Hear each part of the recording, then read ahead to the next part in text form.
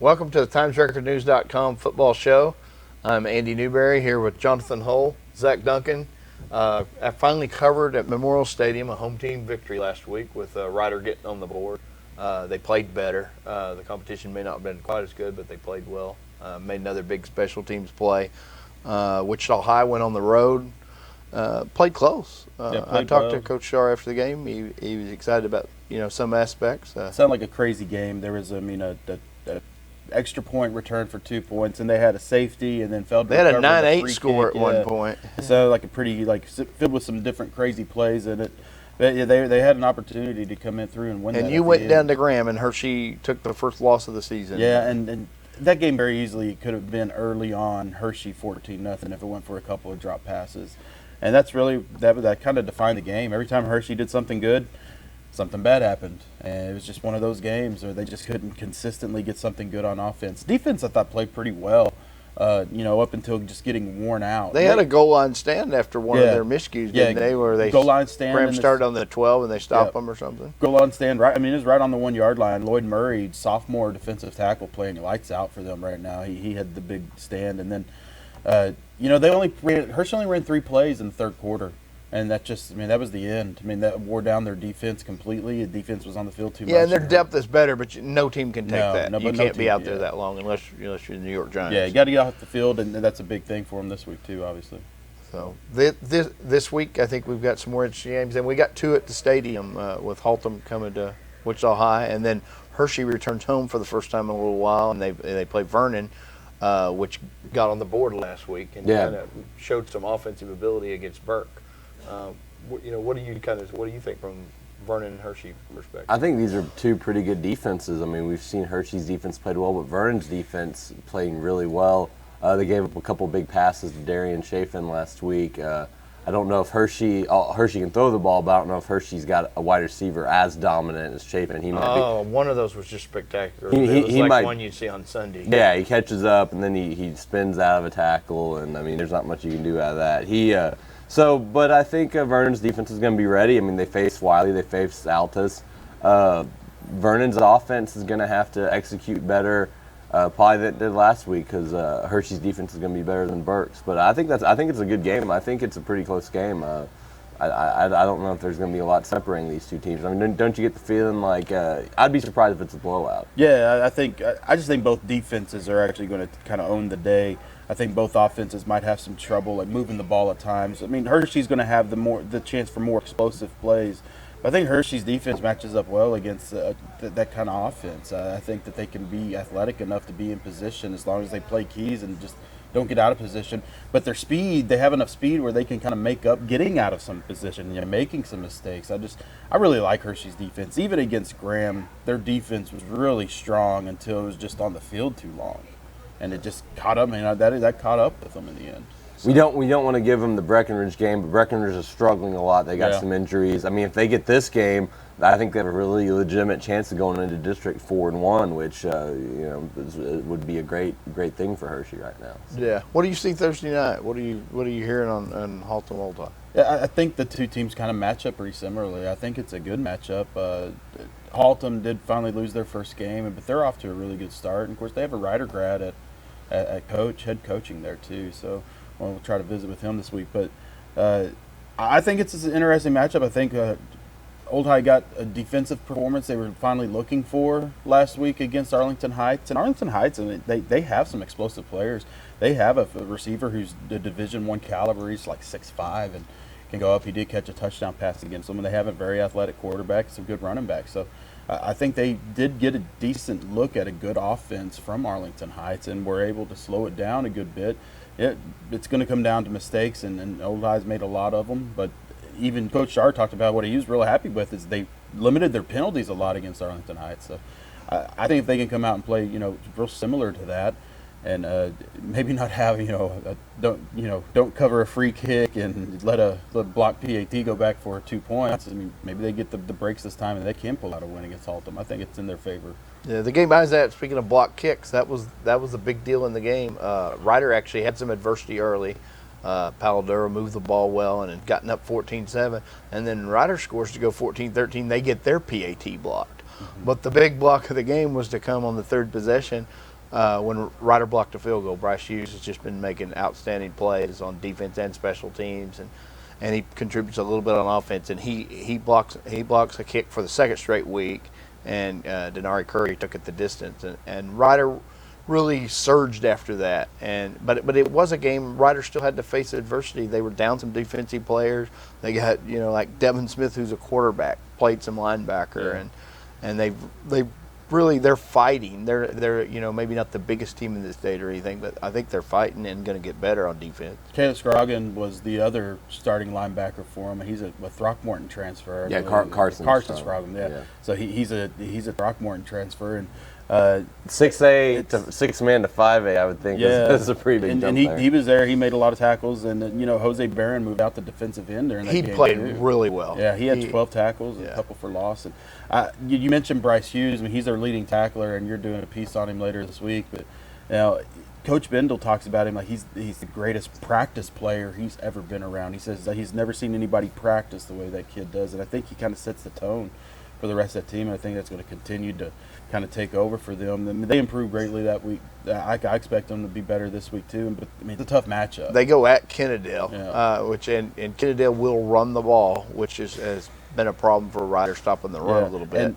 And Kennedale reminds me of Everman. I mean, they run the same offense, but they always seem to have that really good running back that's coming right at you all the time too. Year after year, doesn't matter who they graduate. And they also have, an incredible linebacker that's a legit 5-star linebacker.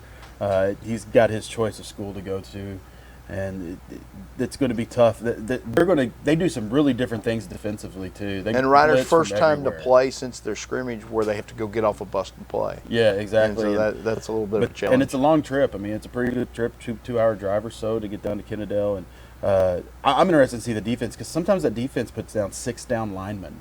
You just line them right up across the straight, and you don't know which one of them's coming. One of them might drop back into coverage, but sometimes all of them are coming too. It's going to be an interesting test for the offensive line of Riders. Yeah, that's where Coach Youngs had coached. It is. Before he came here to Hershey. And he says, he's talking to some Kennedale folks, he says that they've got some worries about Ryder. Talking to some guys. Ryder's got a good offense. Yeah. I mean, it'll be a challenge. Yeah, that ought to be a pretty good game. Willie Cherry's just seeming to get healthier and healthier. He hasn't thrown an incompletion in 5 quarters either. So I know he's not throwing it just a ton. But he's still. And some of them are the screens, but he hit a real good post that set for a touchdown last week. His touch has been really good. You can tell his passing development from one year to the next. Yeah. His touch is so much better. And there's some bigger time college programs that are starting to take a look at him as a quarterback. Minnesota was in town this week looking at him as a quarterback. So I think his passing production is starting to come around a little bit. So what do you see around the area? There's some good games this week. Yeah, I think this is a pretty good week. We had a couple teams last week who I wanted to see if they could pass their first test. Iowa Park beat Childress, a good Childress team at home, kind of put that game away. Not put it away early, but got up on them early. Then Petrolia scored a bunch on Lindsay. And both those teams have to turn around and do it again, probably with harder teams. Petrolia goes out to Seymour.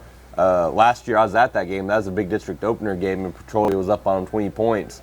Had an injury, things went south, lost that game, and never were the same. So I think Petrolia's kind of looking at this game like, hey, let's finish what we weren't able to finish last year. I think that's a good game. IP hosts Mineral Wells. Mineral Wells is a really good team. They were in our area district last couple of years and now out of it, but they're undefeated. If IP can win this game, man, I mean, I'm thinking if you can beat Mineral Wells, you can make a run for that district title in that district. And even if they lose the game, I don't think there's a lot to be alarmed about. But if they can beat Mineral Wells, then you got to start talking about them in that region as far as a playoff team too. Yeah. That's me personally. The two best teams in that region, it looks like right now, are Crum and Sweetwater. And if Mineral Wells, if they were down in Division II, they'd be right up there with those teams. So it's a great chance for IP. I'm writing about their defense in tomorrow's paper. A great chance for Iowa Park's defense again to get tested, and they're obviously improved. We'll find out how much improved. Game I'm going to be at, I'm looking forward to Holiday. I mean, can they do it again? I mean, what's it going to take this time? Like a 2 OT win? How do you follow up these first 3 games? But they face Bowie, which is 0-3. They've played a tough schedule. Henrietta last week, they threw 4 interceptions and only lost that game by 1 on the road. So Brandon Hutto had a nice game for them. Bowie, I mean, I think this is Holiday's best team they've played. I don't know how much better Bowie is than those other teams, but I'm looking forward to see if Bowie can finally break through, and if Holiday can just keep it going, because what we've seen from them these first 3 weeks, I don't think happens very often, these crazy wins. No, but they kind of want to press forward and keep it going. You don't want to let up. You want to try to get better, even though you've been winning in those situations. And it's going to be a low-scoring affair, so it's probably going to take something crazy. I think, pull this in. And then Bowie's defense isn't bad, so I think this is a low-scoring game. I'm gonna side with Bowie right now, but I mean, I think it's gonna be one of those games that, fourth quarter, Bowie's struggling passing the ball, and then Holiday's defense is gonna look to take advantage of that. So I'm just anxious to see how it goes out. One more game I'll mention: Windthorst Monday. I wrote last year this is our area's best rivalry in football over the past 10-15 years, and they're playing out in Windthorst this week. Windthorst's big win at Quanah the other day. Monday's been humming along. I think it's another pretty good game. I think it comes down to Windthorst's size against Monday's speed, and how well can Windthorst just pound the ball on Monday, and then can anyone? That's kind of what that is every year. Yeah, exactly. And can anyone on Windthorst catch Monday's guys before they go 70 yards? So I think that whoever wins that game will get a big win under the belt too. But it's we're only got a couple non-district games left for Ryder and Old High. This is their last one, so. District's getting closer, and it's starting to really kind of hit the big part of the season. So far through 3 weeks, would you say I think my biggest pleasant surprise might be Iowa Park, because I saw them in their first scrimmage, and at that point I wasn't 100% sure how good Hershey was. Yeah.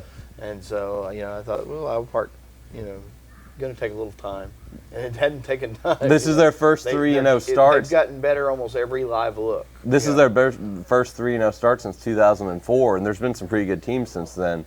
I would say Iowa Park would be one of them. Also, I think Electra. Not that we thought Electra was going to be good, but the way Electra's done it, getting Seymour that first game and going up 17 on them. Now, they had to come back after they lost that lead, but the way they were able to go up by 17 and then come back. And then I thought that CVU Electra game last week was going to be a toss-up type game. Well, I thought Electra won in the trenches. Yeah, Electra, just beat them up and, got up by 20 early in that game. That's, to me, impressive, because we still think Cityview could be a playoff team in that 3A district. So I think the most impressive team pound for pound right now has been Electra, because they're really getting after it, and they got a couple big games coming up. They play Alvord this week, and then they have another tough game before district and Windthorst. So if Electra can go into that district 5-0, I think they got to be the favorite. Even though Monday's good and Petrolia is looking pretty good too, that district's going to be real exciting. So, and I didn't see Electra play football last year, but I saw a lot of these kids in the regional final in basketball. And I have to think that winning has helped. That they got used to performing in pressure situations. Well, really, that athleticism. It doesn't hurt either. It doesn't hurt that you got a guy like Xavier Wagner who can go up and catch whatever you want and try to block him at that level too. And then Drake Cooper he's taken over a quarterback from Marcus Lee, and it's been seamless. Yeah, and we mentioned the basketball, but they won 8 games last year for the first time in a long, long time in football. I think 20 years. So that football season last year, they felt kind of helped that basketball season go along. Yeah, they got a special senior class for sure. So but I'm looking forward. I think this week is going to be one of the best non-district ones that we'll have in the area. A lot of good area matchups. So, well, thanks for joining us again. We'll be back next week.